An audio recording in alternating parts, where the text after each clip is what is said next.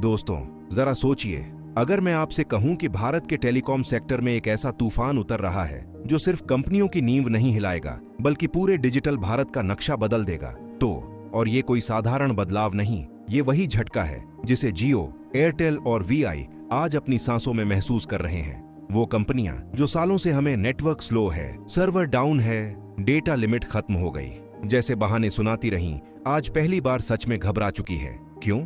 क्योंकि इस बार खेल जमीन का नहीं, आसमान का है। इंटरनेट टावर से नहीं आएगा, फाइबर से नहीं आएगा, बल्कि सीधे अंतरिक्ष से उतरेगा, हजारों सैटेलाइट से जो पृथ्वी के ऊपर 550 किलोमीटर की ऊंचाई पर दौड़ रहे हैं। और उस टेक्नोलॉजी का नाम है स्टारलिंक। हाँ दोस्तों, वही स्टारलिंक जिसने युद्धग्रस्त यूक्रेन में इंटरनेट तब भी चालू रखा जब पूरे शहर के टावर जमींदोज हो चुके थे। वही स्टारलिंक जिसने जंगलों में फंसे लोगों को, बर्फीली घाटियों में अटके खोज दलों को और दुनिया के सबसे दूर दराज इलाकों को बाकी दुनिया से जोड़े रखा। लेकिन अब स्टारलिंक भारत आ चुका है, वो भी ऐसे जैसे कोई शांत मेहमान नहीं, बल्कि पूरा डिजिटल तूफान।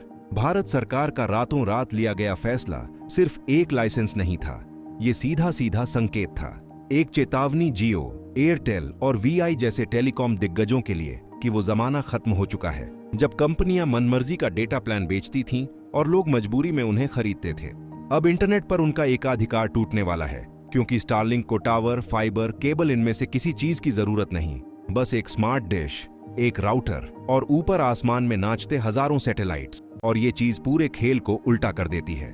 दोस्तों, अगर आप भी भारत की इस डिजिटल क्रांति पर गर्व महसूस करते हैं तो वीडियो को लाइक कीजिए, शेयर कीजिए, चैनल को सब्सक्राइब कीजिए और कमेंट में लिखिए जय हिंद।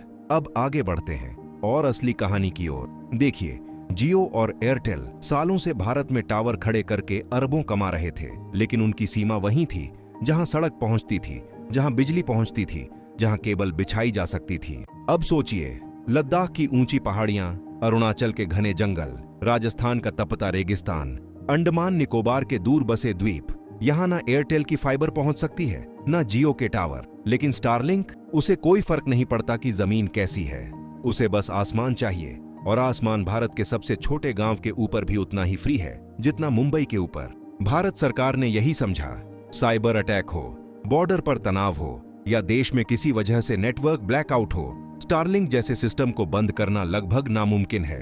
टावर गिराए जा सकते हैं, केबल काटे जा सकते हैं, सर्वर हैक हो सकते हैं, लेकिन 5000 प्लस सैटेलाइट्स को गिराना कोई चीन, पाकिस्तान या रूस भी आसानी से नहीं कर सकता। इसी वजह से स्टारलिंक सिर्फ इंटरनेट नहीं, एक डिजिटल सुरक्षा ढाल बनकर देखा जा रहा है। इसी वजह से सरकार ने महीनों के टेस्ट, सुरक्षा एजेंसियों की रिपोर्ट, साइबर इवैल्यूएशन के बाद इसे मंजूरी दी। अब बात करते हैं इसके काम करने के विज्ञान की। आसान भाषा में, स्टारलिंक के सैटेलाइट बेहद नजदीक यानी 550 किलोमीटर की कक्षा में है। ये दूरी इतनी कम है कि सिग्नल को जमीन तक आने में केवल 30 से 60 मिलीसेकंड का समय लगता है। यानी आपके क्लिक करते ही वेबसाइट खुल जाती है, वीडियो तुरंत लोड होता है, गेम बिना लैग के चलता है। और असली जादू इसकी लेजर इंटरलिंक टेक्नोलॉजी में है।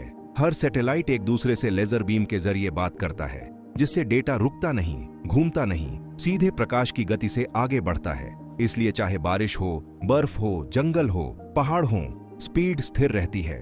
अब जरा सोचिए, जहां आज जियो और एयरटेल भीड़ बढ़ने पर स्पीड गिरा देते हैं, वहीं स्टारलिंक का हर सैटेलाइट सीधे आपकी डिश को बीम देता है। मतलब भीड़ हो या ना हो, आपका इंटरनेट वैसा ही तेज। Gaming, live streaming, trading, video calling, सब झटपट। यही वजह है कि दुनिया इसे इंटरनेट नहीं, space based digital super highway कह रही है।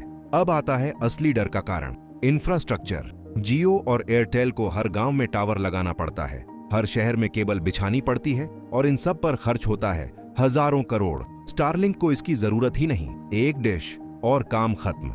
ना कोई इंजीनियर, ना कोई फोन कॉल, ना कोई फाइबर कट। ये सरलता वो चीज है जो पूरे बिजनेस मॉडल को हिला सकती है। और कीमत? दोस्तों, जियो और एयरटेल का औसत मासिक रेवेन्यू 200 से 240 रुपये है। ब्रॉडबैंड 600 से 1200 रुपये तक जाता है, जबकि स्टारलिंक का संभावित भारतीय प्लान 850 से 1000 रुपये में अनलिमिटेड हाई स्पीड इंटरनेट दे सकता है। अगर ये मॉडल चल गया तो ग्रामीण भारत में इंटरनेट उतना ही आसान हो जाएगा जितना बिजली का बल्ब ऑन करना। अब चीन की तरफ देखिए, वह आज तक स्टारलिंक का कोई असली विकल्प नहीं बना पाया। पाकिस्तान 20 साल पीछे है। अमेरिका की बाकी कंपनियां पुरानी टेक्नोलॉजी पर चल रही हैं। ऐसे में भारत एकदम सही समय पर इस रेस में कूद रहा है। और सबसे बड़ी बात, स्टारलिंक का इस्तेमाल करते करते भारत अपनी खुद की देसी एलियो सैटेलाइट इंटरनेट टेक्नोलॉजी को तेजी से विकसित करेगा। आइजरो, OneWeb इंडिया और कई प्राइवेट कंपनियां इसी दिशा में काम शुरू कर चुकी हैं। अब सवाल डेटा सुरक्षा का। भारत सरकार ने स्टारलिंक को साफ नियम दिए हैं। भारत का डेटा भारत में ही रहेगा। लोकल सर्वर, लोकल गेटवे, वही डेटा प्रोटेक्शन रूल्स जो गूगल, Amazon, मेटा और एप्पल पर लागू हैं, वही स्टारलिंक पर भी, यानी भारतीय डेटा भारत की सीमा से बाहर नहीं जाएगा। अब आते हैं टेलीकॉम कंपनियों की चिंता पर। वो चिंता जो आज इनके चेहरों पर साफ दिखती है। जियो की रूरल एक्सपेंशन रुक सकती है, एयरटेल की ब्रॉडबैंड ग्रोथ धीमी पड़ सकती है और VI के लिए तो यह सीधा अस्तित्व का सवाल बन चुका है। 2016 में जियो ने जो झटका दिया था उससे पूरा सेक्टर उलट गया था। 2025-26 में स्टारलिंक वही झटका और भी बड़े पैमाने पर देने वाला है, लेकिन इस बार इंटरनेट की नहीं, स्पेस टेक्नोलॉजी की वजह से। दोस्तों, अब भारत में इंटरनेट का भविष्य जमीन पर नहीं, आसमान में लिखा जा रहा है। एक ऐसा भविष्य जहां हर गांव, हर पहाड़, हर समुद्री तट, हर द्वीप हाई स्पीड इंटरनेट से जुड़ा होगा, जहां टावर नहीं गिरेंगे, नेटवर्क नहीं कटेगा, डाटा महंगा नहीं होगा, जहां इंटरनेट लोकतंत्र सच में हर घर तक पहुंचेगा। तो दोस्तों, ये थी भारत की उस डिजिटल क्रांति की कहानी जो अब शुरू हो चुकी है। आपकी राय क्या है? स्टारलिंक भारत के टेलीकॉम गेम को खत्म कर देगा या सिर्फ तेज कर देगा? कमेंट में जरूर लिखिए। वीडियो को लाइक कीजिए, शेयर कीजिए और चैनल को सब्सक्राइब करना मत भूलिए। जय हिंद।